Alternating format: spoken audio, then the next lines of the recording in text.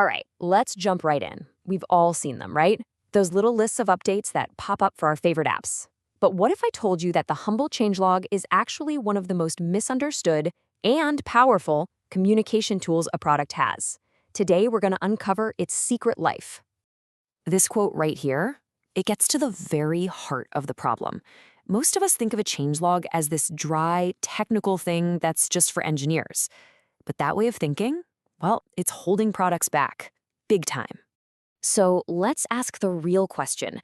If it's not just some developer artifact, what is it? What's its actual purpose in today's world of software? Let's nail down a clear, modern definition. At its core, it's actually beautifully simple. It's just a running record.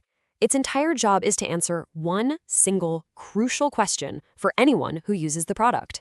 What changed? That's it. It's not about the how or the internal drama, just the what. And I love this analogy, thinking of it as a historical ledger. It's the single, factual, unchangeable story of a product's evolution. It's the record of what actually shipped, not what was planned or what was hyped up in marketing. It's the ground truth. Okay, so to really get this, we have to draw some clear lines in the sand. A changelog gets its power from being really focused. So let's clear up what it isn't by comparing it to a few things it often gets confused with. First up, documentation. Think of it like this. Your docs show you a perfect snapshot of the product right now. The changelog, on the other hand, tells the story of how it got here. One is the destination, the other is the journey. If you mix them up, you just get a really confusing map. Next, the roadmap. Now, this is a really critical one. A changelog looks backward. It's retrospective. It deals in cold, hard facts about the past. A roadmap looks forward. It's prospective. It deals in plans and possibilities. You see the problem? Putting future promises in a factual record is a surefire way to kill user trust when, plans inevitably change. And that brings us to marketing. Look, a changelog is not a launch email. Its value is in its quiet, trustworthy voice. Burying factual updates under a bunch of promotional hype just makes it harder to use as a quick reference. And honestly, it feels kind of inauthentic. It's all about clarity, not sales. And finally, let's separate it from that internal fire hose of activity, the Git logs. A good changelog is curated, it's filtered. It doesn't list every single database migration or code refactor. It asks one simple question. Does this change actually matter to the person reading this? If the answer is no, it doesn't belong here. Now, what's so cool is that because the changelog is so clear and focused, it's not just for one person. It's this one single document that serves a whole cast of different characters, and each one of them needs it for a totally different but equally important reason.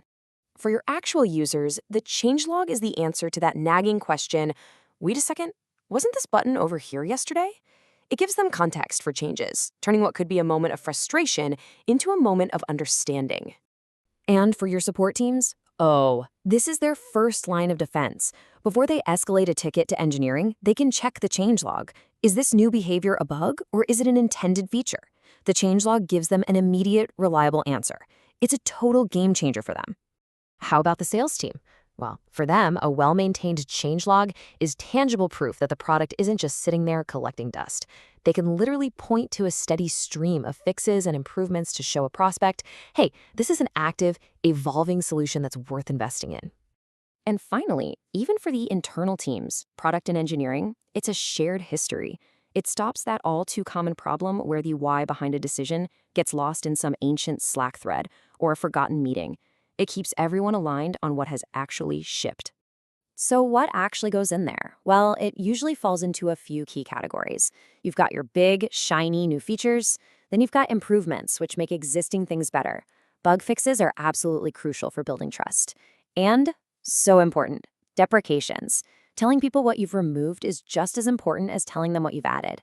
The real key, though, isn't the number of entries, but making sure they're consistent and actually relevant. All right, so we know who reads it and what goes inside. Now let's get practical. What's the difference between a genuinely useful changelog entry and a useless one that just feels like someone's ticking a box? And this just says it all, doesn't it? On the left, we have the classic, infuriating, various bug fixes and improvements. It tells you absolutely nothing. But look at the one on the right. It tells you the problem, it confirms the fix, and it describes the new correct behavior. Now that is helpful. Writing great entries really just comes down to these 3 simple rules. First, Talk about what the user can actually see and do, not the code you rewrote behind the scenes. Second, focus on the benefit to them, not how hard it was for your team. And third, and this is key, always assume the reader has zero context. Write for them. And here's why this matters so much right now. When a product is small, everyone just kind of knows what's going on. But as you scale, more users, more features, more teams, that informal communication just completely breaks down. A changelog stops being a nice to have. It becomes essential infrastructure for keeping everyone on the same page. So let's end on this powerful idea. A changelog isn't just a static list of updates. It's a living, breathing document. It tells the story of your product's journey, capturing progress without hype and explaining change without creating chaos. So I'll leave you with this question to think about. When you look at your own product, is its story, its evolution, being told clearly and consistently? Or is all that valuable context just getting lost in the noise between releases? The changelog might just be the narrator you've been looking for.